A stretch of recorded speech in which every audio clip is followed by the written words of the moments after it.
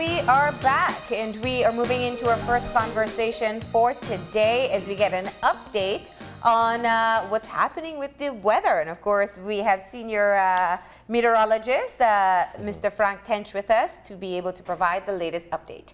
Good morning and welcome. Good morning, Mr. Good morning, Marlene. Good morning, Isani. Good morning. Now, you know, I think this weekend, when there was the precaution notice that was issued by NEMO talking about the possibility of the development of a system, we went into the weekend a bit wary of what to expect. Talk to us about how things developed from that point forward. We know clearly we don't have the threat of a storm this morning, but what exactly happened? The concern arose when there was this area of disturbed weather in the southern Caribbean, and model forecasts were projecting the tracks, the majority of the tracks, with the storm heading towards Belize early this week. And I think from that moment, the agencies, NEMO and CEMO, became concerned.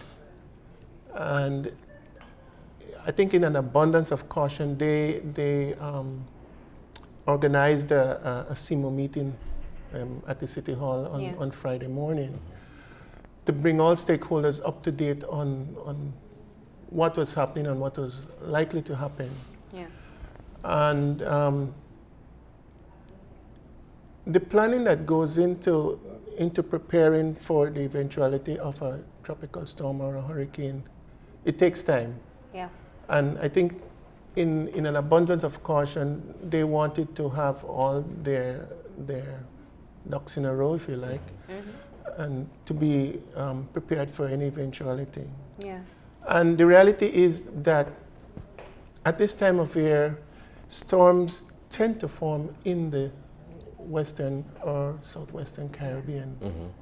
The history of it shows that some of our most potent storms that have affected Belize have occurred at this time of year.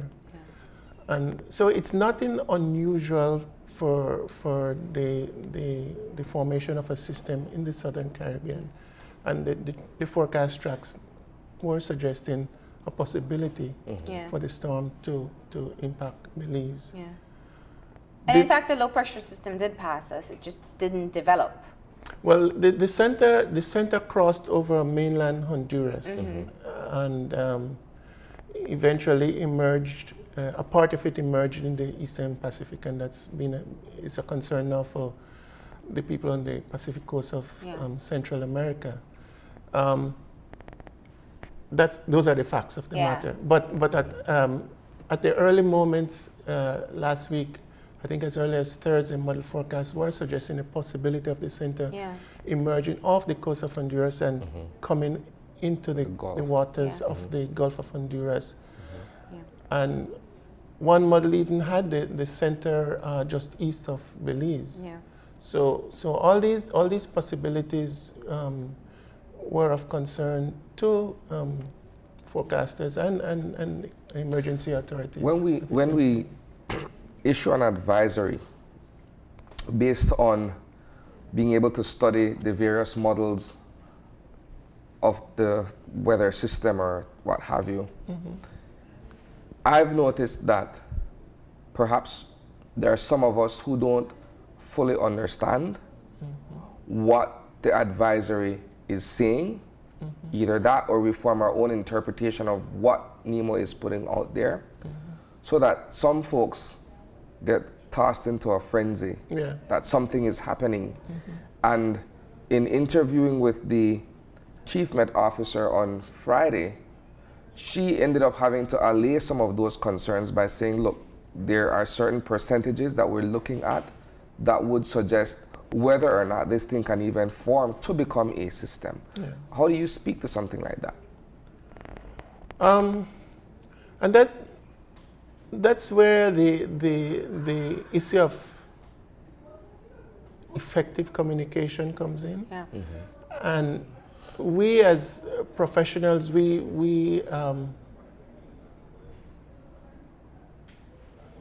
I guess we have a more acute understanding of exactly what's happening and what these figures mean, what these numbers mean. So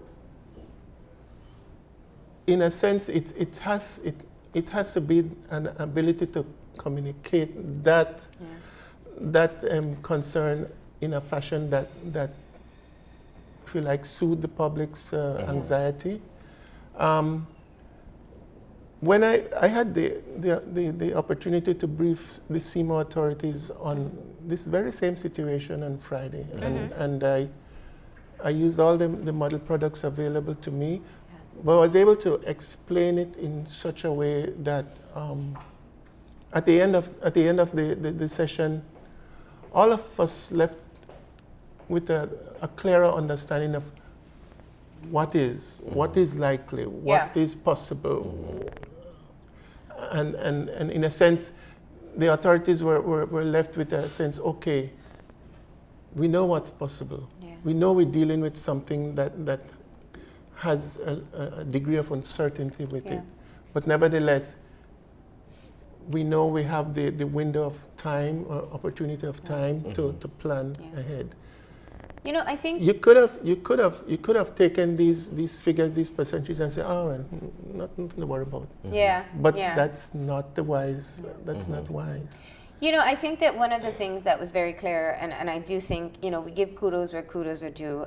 NEMO issuing an advisory on Thursday, not an advisory, a precautionary notice. It was not actually an official advisory, noting two things. One, it was there was the possibility of development. But two, heading into a long weekend, people would no longer check in on what's happening until this morning. And so what it did do, I think people made a point of checking in on the weather over the course of the weekend and ensuring that things were safe and they were prepared for any eventuality. Now, there is as unpredictable as the weather. And I think that's the challenge that we often see. People go online, they see a 20% chance of development, but you never know which percentage will fall into. And when you look at this particular system, its proximity meant by the time it would have developed, it would have perhaps been crossing over the country within 24 hours or, you know, very shortly after. So I just wanted to say that much. I think they at least gave us the notice of saying, okay, we need to pay attention to what's happening. But this brings the broader conversation into play, which is what you said earlier. This is the peak season for us, and this is what typically happens in this area. Explain to us why in October and moving forward, we are more under threat and need to be extremely wary of systems that come in this area and their potential for development. Okay. Well, I'll start by pointing out the history of storms that have occurred in October. There's Hattie, which occurred on October 31st. There's Richard, which occurred on October 24th, 2010. There is Iris, another October storm. There is Kyle, and there's Keith. Keith, Keith was a tropical storm when it affected us, but nevertheless, before it crossed San Pedro, it was a potent hurricane. And there was the extended wait for Mitch, which was around October as well. Mitch was, Mitch was October. Never hit us, but we were blessed. It was a cause of concern as well. And there was also tropical depression number 16, which, interestingly enough, impacted Honduras on the same day. It was all the activity associated with tropical depression number 16 occurred between October 14th and 15th. It never impacted Belize, but it caused all kinds of concerns and troubles for our emergency authorities because of we had severe flooding. Excessive rain, and all that. And I compare this aerial low pressure to tropical depression number 16. Never impacted the country, but the amount of rain it produced was considerable, and the flooding risk. So the history of it shows that storms do form at this time of year more frequently than at other times of the year. Yeah.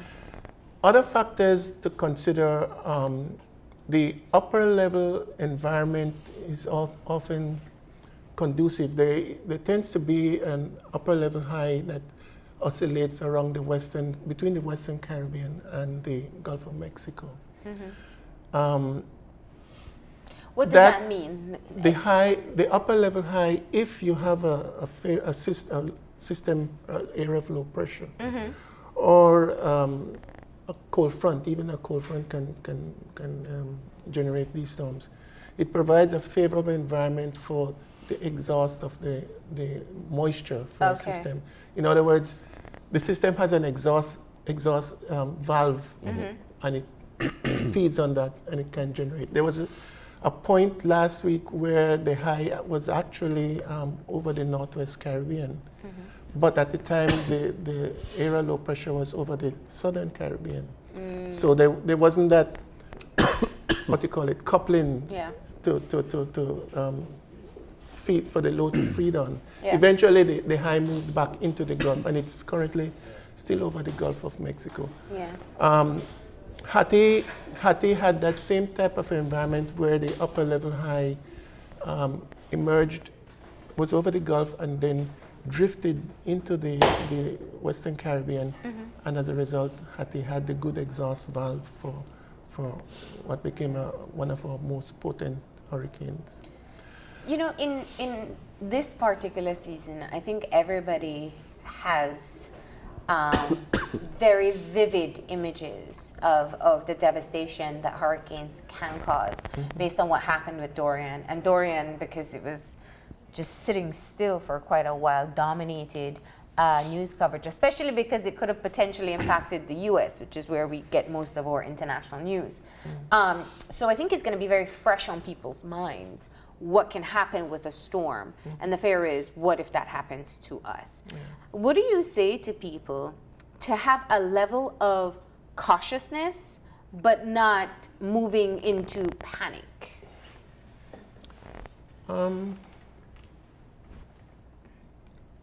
The images we saw with Dorian should send a message home. And hopefully that would encourage people to recognize the dangers of these storms and the damage they can do. I'd say hopefully. Yeah. For the older folks among us, our experience with these storms in the past is even more even more of an example of what these storms can do. It's nothing to take lightly, and I can only hope that the images of what we saw with Dorian will sink in, and for those of us who have never experienced a storm like this before, become more aware. Awareness is something that it comes in different forms. Some of us, it comes through the example of a hard example. Some of us through the graphic images we see on television, various ways. You know, watching the images of Dorian, I think my mother, who was survived Hattie, says that's what Belize looked like. Like Belize looked flattened in that way, dead bodies in that way, water in that, and even the moving during the storm is something that was very vivid. But what I wanted to touch on, just because we're so quickly running out of time, is Dorian was a Category 5 storm, and it was record-breaking for several reasons, because it sustained that Category 5 strength for so long. We have seen where storms are stronger and developing faster, and many are saying it's because of climate change. Can you just comment on that for us in terms of what we do know is different about hurricanes and the threats that they pose now? It's a fact among climate change experts that in the next 10, 20, 30 years from now, we're going to be seeing more of these potentially devastating hurricanes. It couples well with the fact that global warming means you're going to have warmer sea surface temperatures. So that provides the energy for these storms to develop and generate the risk they pose to life and property. Yeah. What climate change experts are not so certain about is the correlation between what causes these hurricanes and climate change. Yes, we know that global warming is a fact of life. Yeah. And unless we work towards consciously lowering that average temperature rise, which we see often in the graphics and charts, we're going to be faced with more catastrophic storms going into the future. Yeah. So that is a fact. That is a fact, and it's pretty well linked to climate change, it seems. Well, thankfully, this Tuesday morning is a wet one, yes, but without the threat of a storm.